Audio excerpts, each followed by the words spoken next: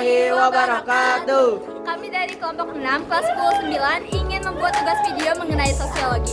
Perkenalkan, saya Rayana Sadina. Saya Lutfi Nur Arianto. Saya Firly Fauzia. Saya Tazkia Aulia. Dan Nabila Hadi Putri. Saya Daniel. Ayo ikuti kami ke jenis selanjutnya. Let's go. Yang merayu. Emang apa sih?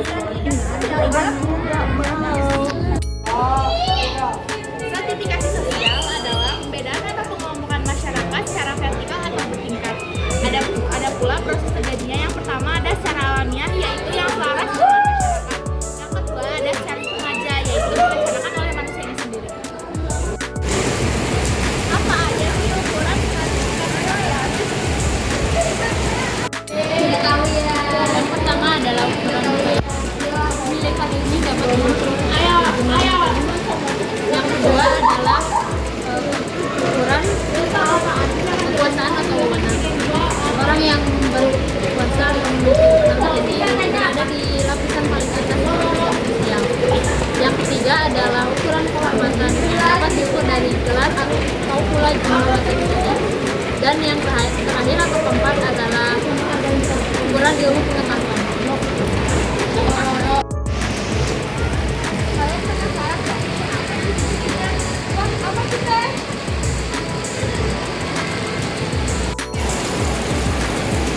Biaya stratifikasi sosial ada 6. 1. Adanya persamaan peluang hidup. 2. Adanya dimensi kehormatan. 3. Adanya kekuasaan. Yang keempat adanya perbedaan kemampuan. Yang kelima adanya perbedaan daya saing. Dan yang terakhir adanya perbedaan kamu. Apa aja sih sifat-sifat dari stratifikasi sosial itu? Jadi di sini saya akan menjelaskan sifat dari stratifikasi sosial di mana ada 3. Yang pertama itu sifat ini di mana seseorang tidak bisa berpindah-pindah dengan semena-mena dari suatu tingkatan satu ke tingkatan lainnya, atau harus mengupayakan upaya tertentu agar mereka bisa berpindah ke tingkatan. Nah, contohnya ini baru. Mereka ini harus memperolehnya dengan tes satu. Yang kedua ada sifat terbuka, di mana orang bisa bebas melakukan mobilitas tingkatan dari tingkatan satu ke tingkatan yang lainnya. Nah, contohnya ini ketika orang yang melakukan usaha atau UMKM, awalnya ini mereka adalah kasta rendah atau orang miskin.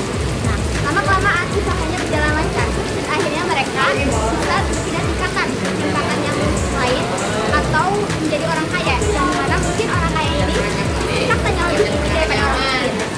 Yang ketiga ada sifat otoriter, di mana campuran ini adalah peralihan dari sistem tertutup ke terbuka. Nah, contohnya ini ketika kaum kelas atas melakukan perkawinan dengan kaum kelas bawah, di mana semuanya campur menjadi satu. Kalian mau tahu gak apa saja dampaknya? Cus kita bahas. Oke, jadi di sini saya akan menjelaskan tentang dampak-dampak stratifikasi sosial. Yang pertama itu ada ketidaksetaraan ekonomi. Kenapa bisa ada ketidaksetaraan ekonomi? Karena stratifikasi sosial memperkuat perbedaan pendapatan dan akses sumber daya antara kelompok yang berbeda. Terus yang kedua ada diskriminasi dan ketidakadilan. Kelompok yang berada di lapisan bawah sering mengalami diskriminasi dalam akses terhadap pendidikan, pekerjaan, dan layanan kesehatan. Terus yang ketiga ada polarisasi sosial. Stratifikasi sosial ini dapat memicu perpecahan antar kelompok-kelompok, jadi terpecah belah gitu. Misalnya kelompok masyarakat yang berada di lapisan bawah cenderung merasa cukup dengan menggunakan transportasi publik yang disediakan pemerintah. Oke, jadi begitu aja. Kalau mau yang lain-lain bisa cari di Google. Yuk.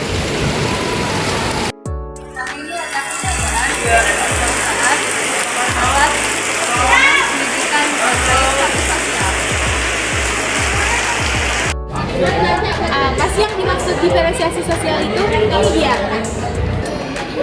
Oke teman-teman, jadi di sini saya akan menjelaskan tentang diferensi sosial. Jadi apa itu diferensi sosial? Diferensi sosial adalah proses pembentukan perbedaan-perbedaan dalam masyarakat berdasarkan karakteristik yang tidak menunjukkan tingkatan. Contohnya apa? Contohnya itu keberagaman profesi di suatu masyarakat. Ada yang jadi dokter, guru, dan lain-lain. Yaitu ada diferensiasi sosial ras, suku, agama, budaya, gender, profesi, dan klan. Ada juga loh jenis-jenisnya. Kamu tahu? Jenis yang pertama ada diferensiasi tingkatan, nasional, ada ras dan suku bangsa. Lalu ada diferensiasi agama, diferensiasi klan, diferensiasi gender, diferensiasi profesi, serta diferensiasi asal-usul daerah atau origin. Ciri diferensiasi sosial ada 4. Yang pertama, horizontal. Yang kedua, tidak ada perbedaan status. Yang ketiga, bersifat keanekaragaman. Yang keempat, bukan penyebab diskriminasi. Tahu nggak sih, ada juga loh dampak positif dan negatifnya.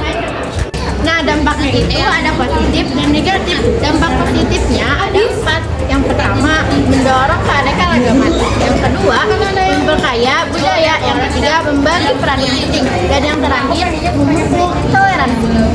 Ada juga loh dampak negatifnya, yaitu ada diskriminasi, konflik sosial, dan etnosentrisme. Saya Lutfi Nuralianto.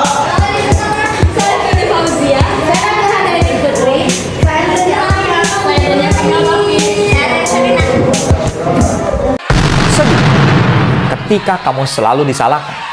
Tentu saja ini membuat hatimu terasa hancur kala apapun yang kamu lakukan selalu salah di mata orang lain.